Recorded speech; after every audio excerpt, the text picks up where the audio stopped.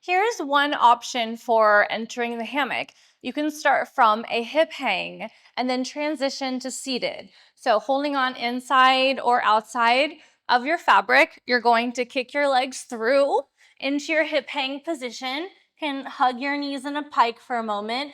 And you're going to reach your right arm up and then your left arm forward. And then you're going to bring your right leg out, bring your left hand on, and then bring your right leg through, and you're in your seated position.